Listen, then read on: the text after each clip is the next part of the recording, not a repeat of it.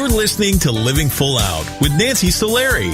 As a life coach, Nancy can teach you how to stay strong under pressure and work through challenges you face. Being legally blind, Nancy inspires others to be resilient in overcoming obstacles and live full out. You can ask Nancy for advice in your life on relationships, finance, business, health, and more. Just call in at 800-333-0001. Once again, that's 800-333-0001. Now, here's Nancy. Hello and welcome to the Living Full Out Show. My name is Nancy Solari, and today we're talking about pressure. I'm raising my hand. I mean, we all have pressure, right? It's how do we manage it, though? How do we quantify it so it doesn't take over our lives and we don't give it too much power? How do we do that? So we're going to be talking about that throughout the show. We're also going to be joined by our inspirational guest coming up in our next segment, Tanya Marin. She's going to be talking about her journey with having an eating disorder, going from anorexia to bulimia, but finally into recovery. And how is she living up full out today? How is she preventing herself from those triggers that might pull her back? So you don't want to miss that. Also, go to livingfullout.com if you want to hear today's show again, because we want to make sure that you stay supported as you handle these pressures. Now, I'm getting word from our producer that we do have a caller on the line. We're going to go say hello to them. Hi, welcome to the Living Full Out Show. Hi. Hi there. How can I help you today? What's going on? Hi. So I have a question because I'm a single mom right now, and I'm trying to balance my life between my school, my son's school, and then my work. So I don't know if you can give me like an advice with that, or you can help me out, because sometimes I feel so stressed out that I don't know if I'm doing something wrong with my son's life or with my life, and I feel like sometimes that it's overwhelming for me. So I don't know if you can help me with that. Well, first of all, thank you so much for calling in, and I have so much respect for single mothers. Okay, I grew up with a single mother. She had 3 daughters, and so first of all, I want you to take a breath, okay? And I want you to always remember to breathe. Because the thing is, you have a lot to manage, a lot to handle. And the responsibility of your son and making sure that you go to school and you get your degree so you can get a better job, right?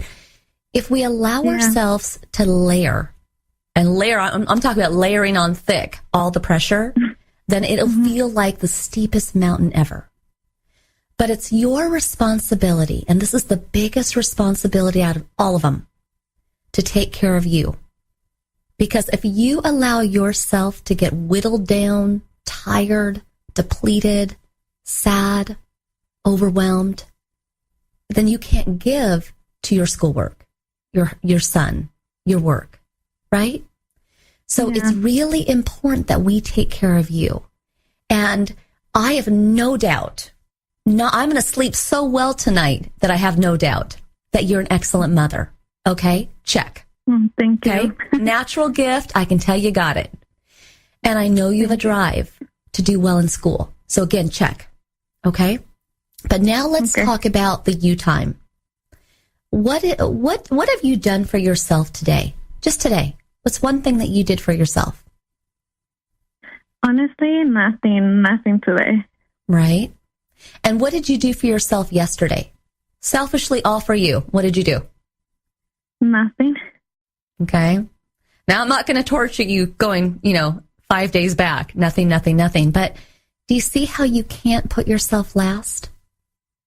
I realize that on certain days, your son may be the bigger priority because something might go on. He might have a talent show, or it might be a parent-teacher conference, or he might be sick. But then, and I know at sometimes school, you might have an exam or a final or whatnot, so that takes front seat. But you can't have every day the answer to how you treat yourself be nothing. So let's talk about something that you can do, okay? And not everything has to cost money, okay? What is one thing that would just bring a smile to your face today that you can do? Probably just take a moment for me, read a book, or just like breathe and take everything slow. Do you think when you consider all the things you have to do today, do you think you can find 10 minutes for yourself? Yeah. You think you can find something where your son's busy watching a movie or doing homework, or and you can just carve out 10 minutes where you could go somewhere and be by yourself. And in that 10 minutes, you could go on your computer and watch an inspiring TED Talk. Maybe not the whole thing, but some of it. In that 10 minutes, you could think about songs that make you happy, that inspire you, and just selfishly take 10 minutes to hear, 3 or 4 songs. You could take time to read a book, not the whole chapter, but at least get started to get you revved up, right? You could pray, you could do anything. But I want you to take 10 minutes today. And if you get to the end of the day, 10 p.m. comes around and you still haven't taken those 10 minutes, I want you to take them. I know that might seem like a little bit conflicting because you're like, I want to go to sleep. I want you to take the 10 minutes because it's about reclaiming that time for yourself. Okay? And then tomorrow, I want you to do 10 minutes. And the next day, 10 minutes. Okay? Once you've mastered doing 10 minutes a day, I want you to up the ante to 15 minutes. And that for 3 days, do 15 minutes. And then over time, you're going to feel less stressed. Isn't that exciting? It is. Right? So remember, you're an excellent mom. Check. You're a great student. Check. But the box that says I'm treating myself well, it's waiting for you. It's just longing for you to say, please check this box. So take today to check it. Okay? Yes. Okay. Yeah. I believe in you. You can do this. Okay? Thank you. Thank you, Nancy. You're very welcome. Have a great day. Thank you for calling in. And I'm with her, right? We can all feel the pressure that she's under, but we have to take time for ourselves. It is so important. Now, I'm getting word from our producer that we have another caller on the line. We're going to go say hello to them. Hi, welcome to the Living Full Out Show. Hi, thank you for having me. Absolutely. So what's going on? How can we help you today? So my question today is, how do I adjust living at home again after being independent and living on my own in college for 4 years? It pertains to how do I live under a set of rules, kind of, for lack of a better term, being treated like a child after I getting all this independence and just being on my own and living on my own. You know what? I love that you asked this question because I'll be honest with you. Most students, when they graduate, they do go home. It may not be for a year, but they do go home just to kind of do a reset. What am I doing next? Right? And so don't feel like going home is a step back because it's actually something that most people do. Okay? So first of all, let that roll off your shoulders. Okay? Secondly, It's okay to have some rules because if there were no rules, and there are households with no rules, and they just let you do everything you wanted, they paid all your bills, they basically rolled out the red carpet for you, there may not be an incentive for you to leave again. And the thing is in life, we need incentives. We need to, it's kind of like when someone wants to lose weight, right?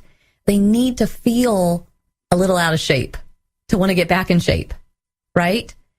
But then at the same time, they need to feel the soreness of the muscles, working out in order to feel like, gosh, something's happening. It's the same thing when you go home.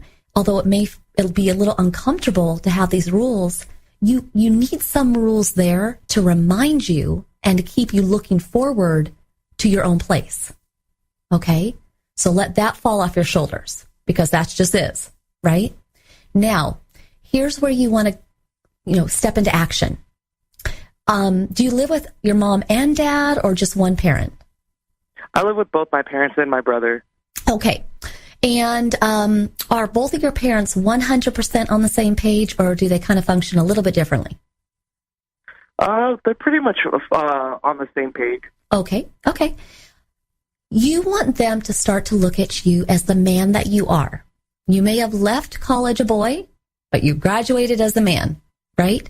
And, yeah, exactly. and I would have like a family meeting. I don't know that your sibling needs to be a part of the meeting, although they can be. But I think it's really you just sitting down with your folks, saying, gosh, I want you to know that I do respect your home rules, and I will respect them. But I also would like to negotiate a few of them, if we can. So if you go in there, almost businesslike, right? And some things you're accepting, some things you're negotiating. And then what they're looking to see is how much have you actually grown up?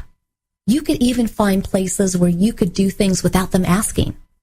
Listen, I know you guys I know I'm living here for free. So you know what? I'm going to do this. I'm going to do that. Take out the trash, you name it. So if you do those things, I know they'll look at you differently and respect what you need. Okay? Can you do those? Yeah. We meet in the middle on a lot of things. Well, I have to go to a break, but if you do that, I know you're going to do great. Okay? Thank you for calling in. Take care. Bye-bye. Bye. Dad, this is fun. I didn't think I'd like kayaking. Well, I'm glad you enjoyed it, but I think it's time to head back in. Okay. Can we come back? Sure. Tomorrow? Let's check with Mom. Hey, be careful getting out of the boat. It's a kayak, Dad. I'm going to return the kayak. Just make sure you have everything. Yep. Can we walk home? How about a taxi? 233 North Maple, please. It's a short fare from your neighborhood to your naturehood. Visit discovertheforest.org to find a neighborhood park or green space near you. Also, find fun activities to do like boating and biking or camping and hiking, plus much more. It's all right in your naturehood. Best day ever. A public service announcement brought to you by the Ad Council and the U.S. Forest Service. Don't you wish that getting your child to eat right, move more, and spend less time in front of a screen could be as easy as pushing a button? It might not be that simple, but you do have more power than you know. And you can maximize that power with proven strategies, tips, and tools from the National Institutes of Health's We Can, or Ways to Enhance Children's Activity and Nutrition program. We Can offers all kinds of resources, including fun recipes and activities the family can do together to show you the way to live a healthier lifestyle. We're not saying it's easy. We are saying that it can be done. Take the first step today. Call 1-866-359-3226 for a free We Can Parents Handbook. And be sure to visit the We Can website at wecan.nhlbi.nih.gov for free information too. A message from the U.S. Department of Health and Human Services. Today, my new dad and I shot off a rocket in the park. Today, my new son and I failed to shoot off a rocket. He knew exactly what to do. I had no clue what I was doing. We set up the rocket. Hit ignition. And then nothing. Sometimes I laugh when I'm frustrated. Then out of nowhere, the rocket launched into the air. The rocket did get into the air. I've never seen anything fly so high. And then crashed into a kite. Look out! And then the pond. I'll never forget that day. I'll never forget that day, even if I tried. You don't have to be perfect to be a perfect parent. Thousands of kids in foster care will take you just as you are. For more information on how you can adopt, visit adoptuskids.org. A public service announcement from the U.S. Department of Health and Human Services, Adopt U.S. Kids, and the Ad Council. When I was little, I didn't talk for a long time. I liked things to always be the same. Anything new or different would scare and upset me. I was very sensitive to lights and sounds. It was almost like I had bigger eyes and ears than everyone else. So I built secret hiding places where nothing could get in. I didn't like looking people in the eye. It made me feel uncomfortable. I'd throw big tantrums over little things like when my socks didn't match. Sometimes I'd do the same things over and over. Until one day, I found out I had autism. My family got me help. Slowly, I learned how to live with it better. You can see signs of autism in children as young as 18 months. Early intervention can make a lifetime of difference. Learn the signs at autismspeaks.org/signs. Brought to you by Autism Speaks and the Ad Council. You're listening to Living Full Out with Nancy Solari. With Nancy's expertise, you'll learn how to embrace your potential and strive for success. If you have a question or need further support, send us an email at connect@livingfullout.com. Now, here's Nancy. Hello, welcome to the show. My name is Nancy Solari. This is the Living Full Out Show.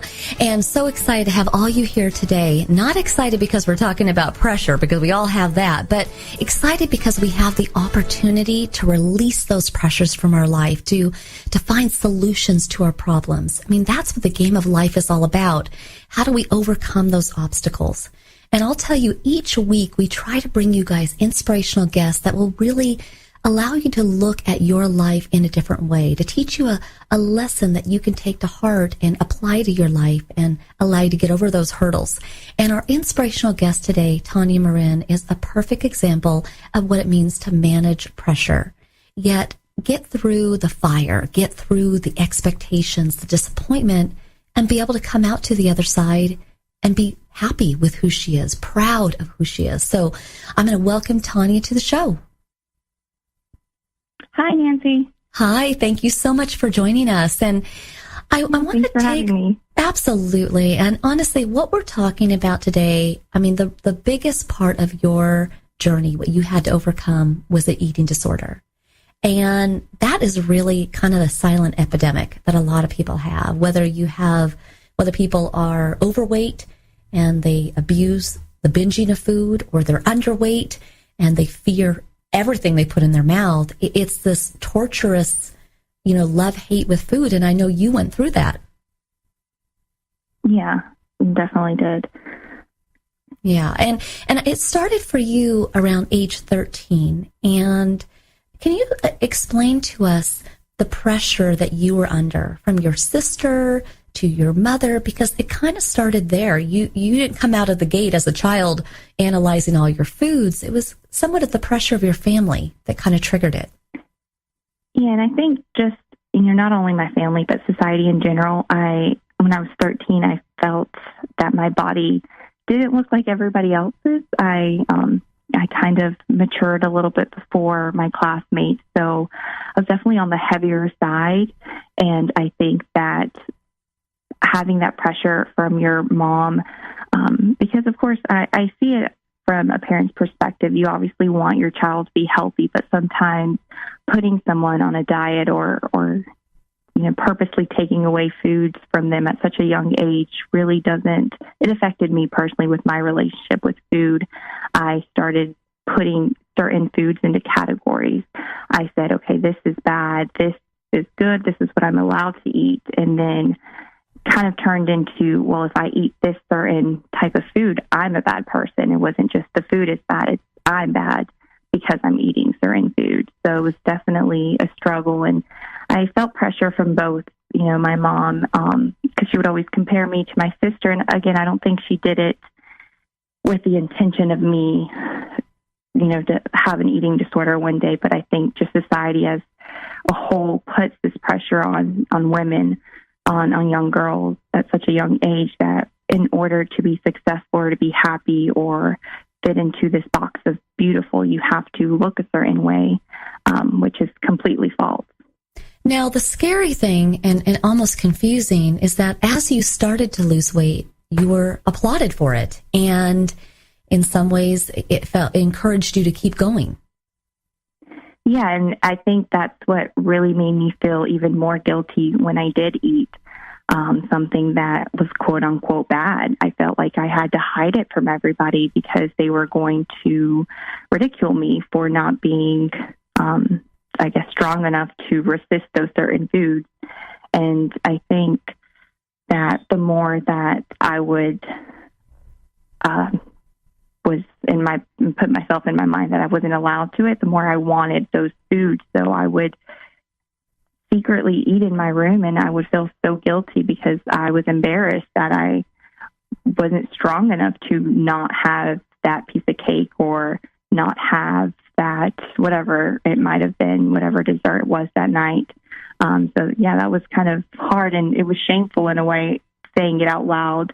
It took me a while to realize that it was a problem because I thought something as simple as food people were just never going to understand. Now, I know you were restricting your foods and you had them in good and bad categories, but were you also up in the ante with aggressive workouts? For me, not so much. I would say that I would do these weird diets, like cleansing diets. I don't think I had the energy to even work out. But when I did work out, I wanted to make sure that I was going to lose 5 pounds that day, as ridiculous as it sounded. But I would put on this like jumpsuit that made sure that I was sweating a lot, or go into the sauna or work out that entire day, because I felt like I had to save my energy, because I would only eat enough to be able to work out. And then the rest of the week, I just didn't have the energy to do all of those workouts. Did the rational side of you know this is not good? Like, it's getting worse? I think so, but I didn't want to admit it, because I liked that people thought that I looked good, or that, my weight was going down. I didn't want to say it out loud, so I kept it a secret. But I knew in the back of my head, I shouldn't be throwing up food, Tanya. I knew that it wasn't normal, it wasn't okay, but I thought that I was in control. At the end of the day, I thought, if I really wanted to stop, I can stop tomorrow. It's not a big deal. But that wasn't the case. And a lot of these behaviors are learned. I know that you watched your sister and your mother diet, and you learned that. But who taught you how to purge? I actually saw it on a soap opera once. Was the first time I saw someone actually eat something and then go to the bathroom and throw up. And I thought I had just discovered the best thing in the world. And I tried it, and I kind of just started doing it. And that was the first time I saw it was on TV. And I don't recall if they portrayed it in a good way or in a bad way, but I just remember it was actually a family show, but that's where I learned. And did you keep that a secret? Behavior. Did you keep that a secret, or did your mom or your sister know you were purging? My mom eventually found out, because I told one of my cousins, because she struggled with her weight as well. So I thought I was doing her a favor. And I remember one night I was like, all right, I'm gonna tell you my secret. This is the best thing ever. And I told her that I would throw up. She told on me.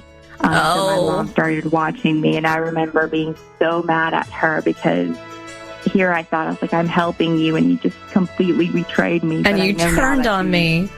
Well, yeah. Tanya, I want you to stay with us, because we have to take a commercial break, but I'm telling you, your story, thank you for being so honest and raw in telling it, because we want everybody listening today, if you are experiencing any of these behaviors or thoughts that she went through, we want to make sure that we get you back on a healthier track. So, Tanya, stay with us. Everybody, we're coming back after this break. This is the Living Full Out Show. I'm Nancy Solari. Stay with us.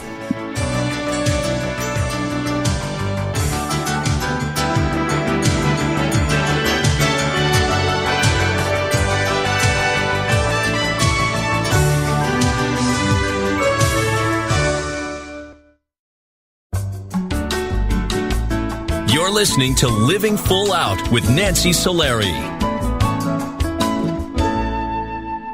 There are many sounds in your day-to-day life. There are sounds that wake you up. Sounds that make you smile. Sounds that energize you.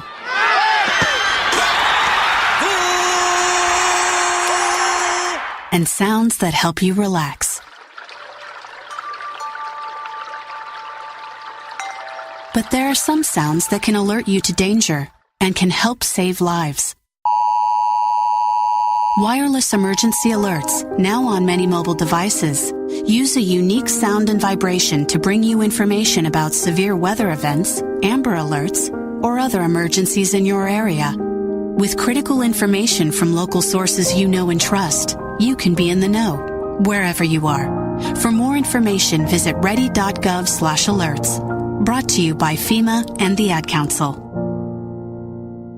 Hello, my name is Jeffrey, but people in this town call me Maniac. They call me that because I'm the fastest runner in town. But just because everyone knows who I am doesn't mean I belong. I don't really belong anywhere. You see, I'm an orphan, and I wander the streets just looking for a place that I can truly call home. My name is Maniac McGee, and I'm all alone. Explore new worlds. Read my story in the novel Maniac McGee by Jerry Spinelli. For other great book ideas, visit your local library or log on to literacy.gov. Brought to you by the Library of Congress and the Ad Council. Look for the bare necessities. The bare necessities of healthy living are easier than you think. You better believe it. And the food pyramid shows you the way. With just the right amount of exercise and the necessary grains, vegetables, fruits, milk, and meats and beans. Just the bare necessities of life. So eat right, be active, and have fun. Yeah, man. For your own path to a healthier you, visit mypyramid.gov. This is really living. This message brought to you by the U.S. Department of Agriculture and the Ad Council. Hi, my name is Nancy Solari, host of the Living Full Out Show. I am excited to let you know that we are now associated with Alexa. If you have Alexa in your house and you didn't know that, go ahead and find Living Full Out because you can hear us anytime you want, and we're there for you to keep you motivated. Go to your app store because we're located there as well. Just look for the Living Full Out radio show. It's important to us that we put out really inspiring programming, but we want to make sure that you have it at your fingertips when you need us most. We never know when those challenges are going to come, when we're going to feel lonely and need that motivation. So just know that when you need us, we're here for you. Check out Alexa, the app stores, or go to livingfullout.com. Here's to you living full out.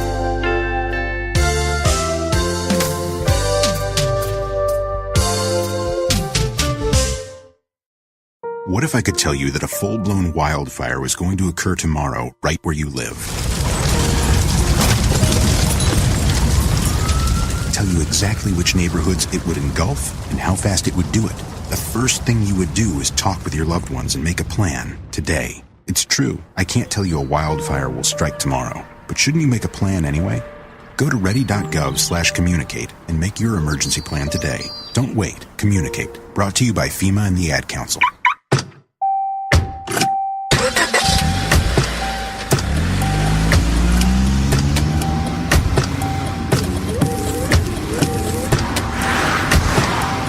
Driving has a rhythm all its own. Don't wreck it with a text. Before you get behind the wheel, silence your phone. Or better yet, designate a texter. For more text-free driving tips, visit stoptextstoprex.org. Brought to you by the Ad Council and the National Highway Traffic Safety Administration. You're listening to Living Full Out with Nancy Solari. As a life coach, Nancy can teach you how to stay strong under pressure and work through challenges you face. Being legally blind, Nancy inspires others to be resilient in overcoming obstacles and live full out. You can ask Nancy for advice in your life on relationships, finance, business, health, and more. Just call in at 800-333-0001. Once again, that's 800-333-0001. Now, here's Nancy. Thank you for joining us today. I'm Nancy Solari, and this is the Living Full Out Show. And today we're talking about pressure in our life and how we best manage that, or in some cases, we may need to turn to others for support to help see what we can't see to get past that hurdle. But I'd like to welcome back our inspirational guest today, Tanya Marin, to the show because she's sharing with us the intimate details of her journey having an eating disorder. So I'd like to welcome Tanya back to the show. Hi, Nancy. Hi there. So in the last segment, you were sharing with us about how your eating disorder started to escalate. It went from monitoring your foods to really going through bulimic behaviors of purging. And if you could just educate our listeners on what anorexia versus bulimia is, those two different stages. Yeah. So while I'm definitely not, a qualified therapist by any means, but anorexia is the more when you use restrictive behaviors, not eating certain foods. And then bulimia is more engaging in purging foods. And that for me is more what I struggled with was a mix of more definitely bulimia because I would purge. I would binge and purge a lot. And there's also, binge eating disorder as well. I think people tend to forget about that one. Mm-hmm. And when you were in the process of purging, because it really became your new way of living, your new way of eating, were there times that you would look at yourself in the mirror in that bathroom and just cry?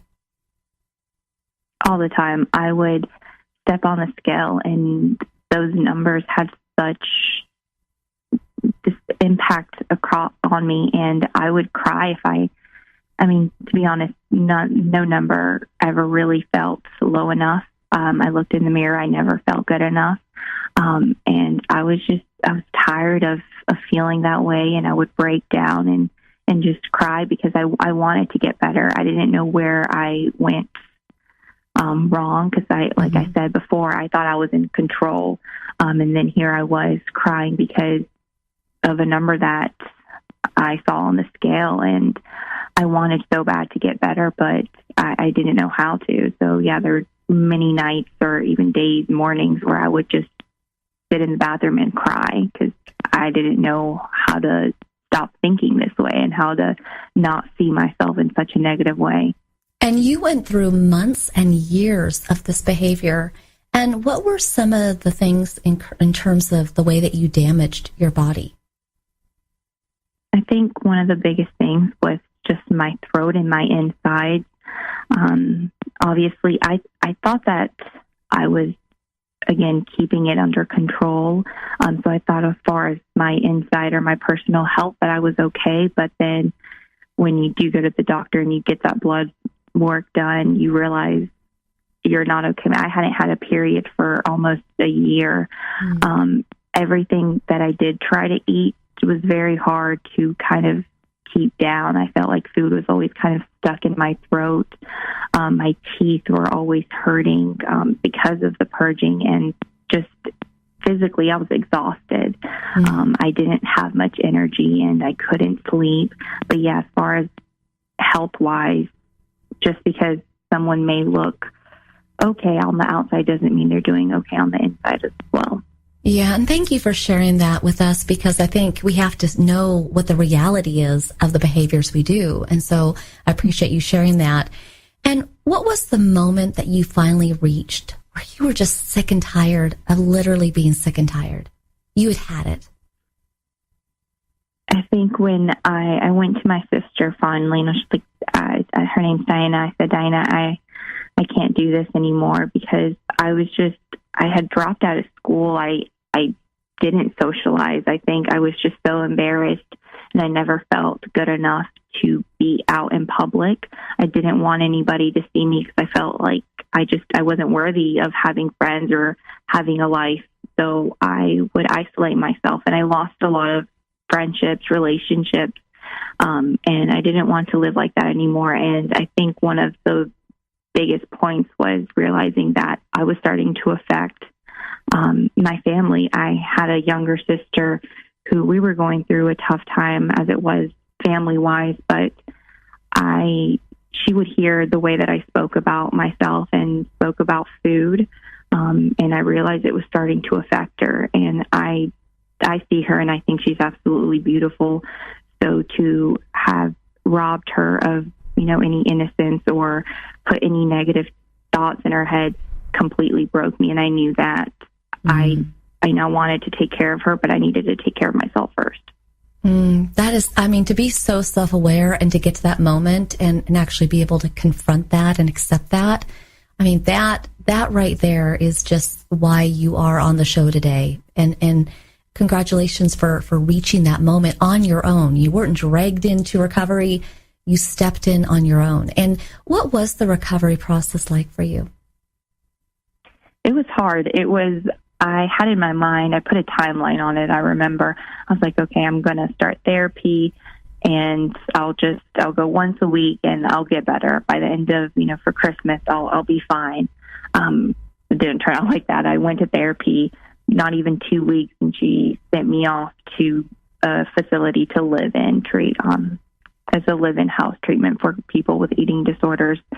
I checked myself in, and it was hard because she for a lot of people, I'm sure my eating disorder was a coping mechanism.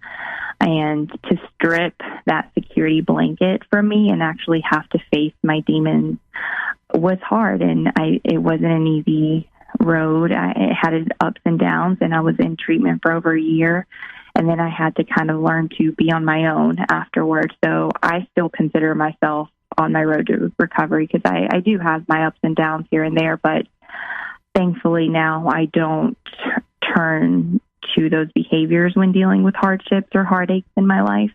And I definitely don't have that negative talk or hatred that I once had.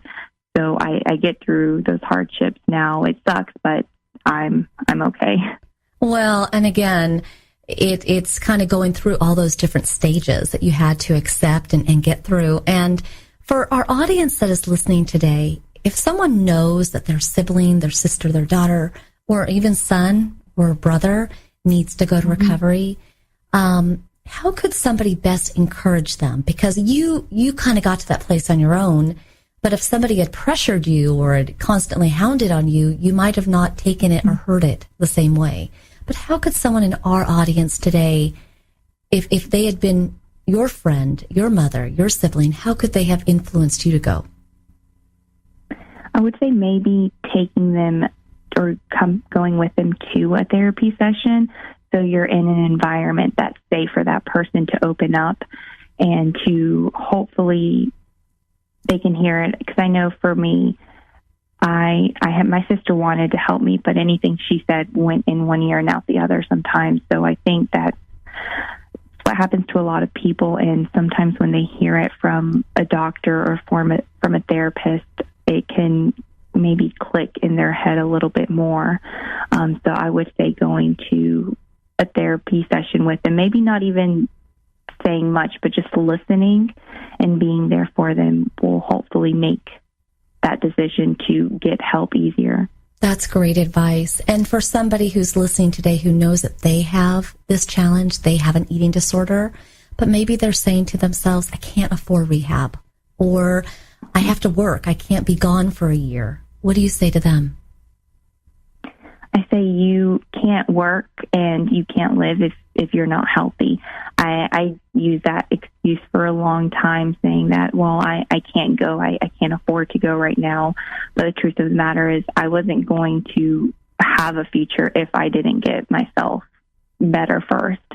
And unfortunately, eating disorders, it's one of those things that most insurance companies don't cover, I would say. But thankfully, there is the National Eating Disorder Association. There's sites out there that can help you find, whether it be in the form of scholarships or find cheaper rehab facilities over the country. There are resources. It's just a matter of kind of searching for them that can hopefully get you or a loved one the help that they need. Well, thank you for those resources. And everybody listening, if you know somebody who's going through this or you are yourself, take some time today to do that search and see what support is in your local area. And Tanya, as we kind of round out the show today, we're talking about pressure. And I know that for someone going through an eating disorder, there are pressures, there are triggers. But what can you share with us, final lesson, tips that you can share in terms of how to best manage those pressures? I would say is have a game plan in place. This may be more for someone like me, kind of after recovery. For example, the holidays are coming up. I know those dinners, family being around, I love them, but they can trigger me sometimes. So I go in with a game plan. I have, my therapist there. I'll make sure I go to therapy that week, or I'll go to a support group.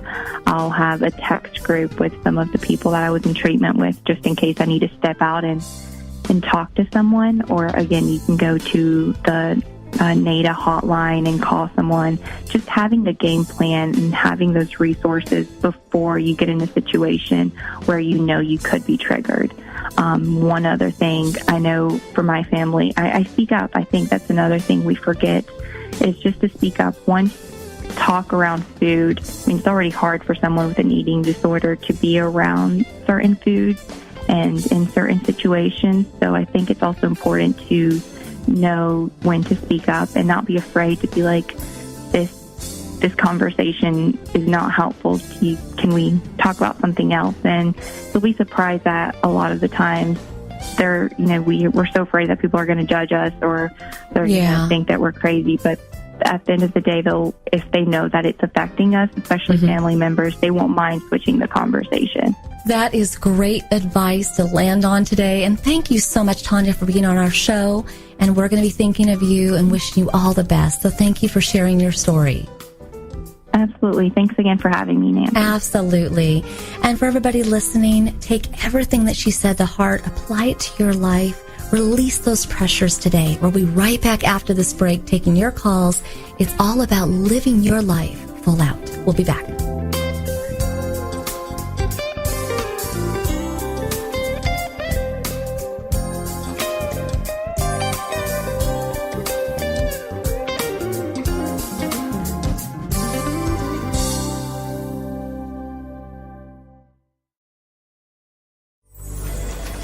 Well, Jason, I've got to tell you, you're pretty much everything this company is looking for in an entry-level candidate. Great. Your resume isn't quite what we're used to, but you've got a fantastic work ethic. Thank you. And I'm impressed by how you carry yourself. So, should we talk about the job? What? The job? Oh, sorry. Yeah, I have no way of recruiting or even meeting you. This interview didn't happen. It may sound ridiculous, and that's because it kind of is. There's a huge pool of talent your company is missing out on. Meet the grads of life. Who are they? Talent worth knowing about. Young adults of unique determination and experience. An ideal fit for your company in an entry-level position, internship, or even mentorship. They might not have every qualification you typically look for, but they're exactly who your company needs. Man, we really could have used him. Don't miss out on a resource many innovative companies have already discovered. Go to gradsoflife.org to learn how to find, cultivate, and train this great pool of untapped talent. Brought to you by the Ad Council and gradsoflife.org. The following message is about Medicaid and CHIP, free or low-cost health coverage for kids and teens. Enrollment is open year-round. Hey, voice lady, give me the mic. Okay. Hey, DJ, let's switch up the music. That's better.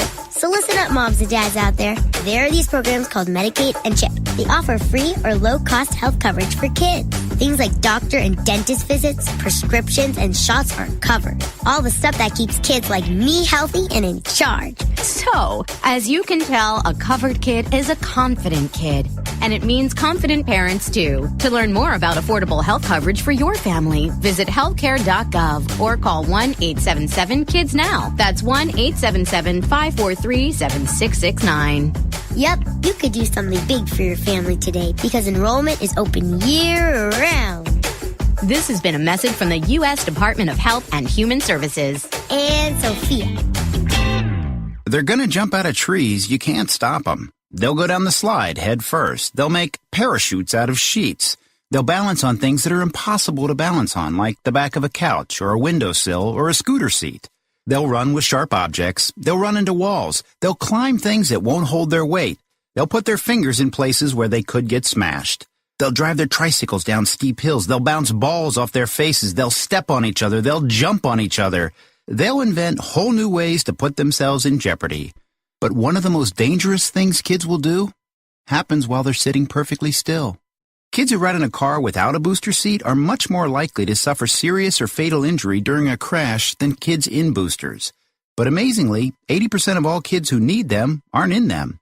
After a toddler seat and until they're 4'9", booster kids, and don't let them down. Go to boosterseat.gov to learn more about the importance of boosters. A message from the U.S. Department of Transportation and the Ad Council. Have you ever lost a cat? And have you ever wanted to get your cat back after you lost it? I'm Andrew Hoffman. I invented the Lost Cat Magnet. Just turn it on and lost cats stick to it. Just listen to one satisfied cat. That's proof. You should invent stuff too. But remember, don't do a Lost Cat Magnet. Anything's possible. Keep thinking. Get started on your own inventions or just play some games at inventnow.org. Brought to you by the U.S. Patent and Trademark Office, the National Inventors Hall of Fame Foundation, and the Ad Council. We're your pets, and this song's dedicated to those people who don't have health insurance yet. Enroll, we say. We want you to be okay. Enroll, we say. Take care, people, for goodness sake. Health insurance is now affordable and covers prescriptions, hospitalizations, and preventive care. Visit getcoveredamerica.org to learn more. And take care, people. Brought to you by Get Covered America and the Ad Council. When overwhelmed by life pressures, I want you to always remember to breathe. Take a moment, press the reset button, and allow yourself to get some clarity. Most of all, speak out. Look to people for support. Tell them what's going on. Or go online, find resources in your local area to give you that motivation, to allow you to have stability in your life. It is never too late to get past those pressures and step into claiming your life and living full out.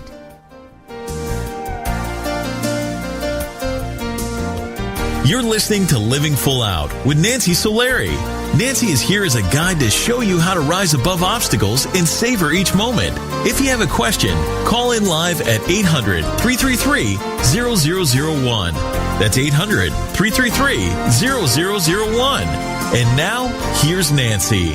Thank you again for joining us today. I'm Nancy Solari, and this is the Living Full Out Show. And we are talking about pressure and how to handle those. And I just want you all to know that the pressures that you feel today, they're not going to last forever.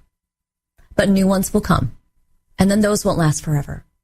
But the best thing that we can do is just anticipate knowing that we're not going to have a life pressure-free. Okay? That's just not going to happen. But what do we learn from those stresses? We learn how strong we are, the strength that we have, how resourceful we can be. Sometimes you realize who your real friends are. Sometimes it'll get you to a place where you develop a passion or a legacy that you want to leave because of all that you've endured. So rather than looking at the pressures as these dark cloud of negativity, embrace the pressure and say, okay, what are you here to teach me? Teach me the lesson and then go. And then ask the next pressure. All right, you're here. What can I learn from you? And now go. Okay, but you have to look at it with a positive lens, or it can overtake you. It can gobble you up. But I think that you know, and I know, we all know, that we actually have that ability. It's a choice. And it's about choosing the right words to allow ourselves to stay in a positive place. Now, I'm getting word from our producer that we do have a caller on the line. Hello, welcome to the Living Full Out Show. Hi. Hi, thank you for calling in. How can we help you?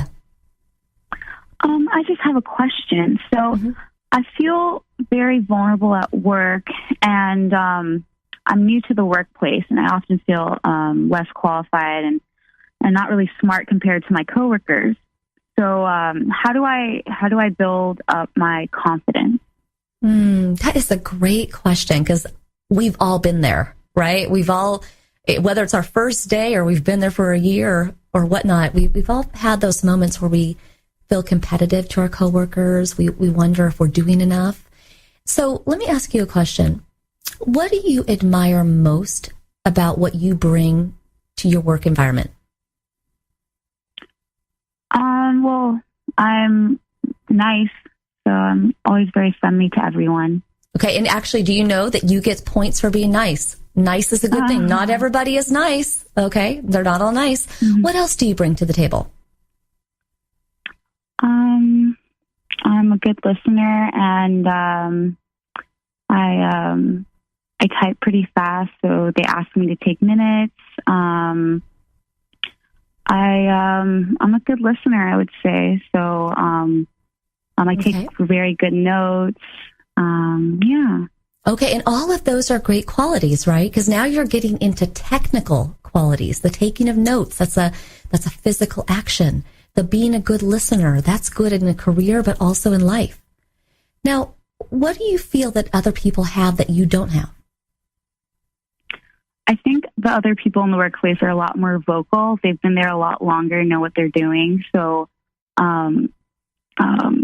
they talk with more confidence. They know everything that's going on. I'm still learning everything. So I kind of keep quiet more because I'm trying to process and learn everything. But it makes me feel, it just makes me feel dumb compared to everyone else. And I know that it's a new job and I can't expect myself to know everything, but it's still hard to fight the low self-esteem in the workplace. So when these people say things, do you agree with them? Yeah, because they've had more time. I agree with them I ask questions. Okay. They know what they're doing, and they're very knowledgeable in work. So I ask a lot of questions so that I can better understand what's happening. But sometimes I feel like I'm asking too many questions. No. Don't feel that way. So here's the thing. Now you're taking me right where I want to take you, okay? The thing is you feel like you're not good enough. You feel like you don't know enough because they're more confident. They're talking more than you are. So you know how you get talking? You agree with them. You say, I like the way you said that, or good point. Just let your voice be a presence. It's not to say that you have to have answers or solutions, but even by agreeing with somebody, even by saying, great job, or gosh, I like the way you presented that, your vocal cords, your voice is heard, okay? And then from there, as you develop your confidence, you might say to them, yeah, I agree, and this is why. Do you see that? You have to start talking. But the great thing is your talking can be like piggybacking on what they're saying. You don't have to be the one with years of experience, but you can absolutely agree with them and you can chime in. And I think if you start there, you're going to see your confidence build. They're going to hear your voice more, and then it'll all equal out. Okay? But thank you so much for calling in. Thank you so much. You're welcome. And for everybody who called in today, thank you. And I hope that you were able to get past a pressure in your life. And everybody listening today, we have that ability to let go of those pressures and live our life full out. The entire Living Full Out team is dedicated to supporting you each week. So just know that you are here. Call in anytime. Check us out on Alexa or go to your app store. Just know that it's all about living full out. Tell those pressures they have no place in your life. Get out of here. Okay? We'll be seeing you next week. I believe in you. And here's to you living your life full out.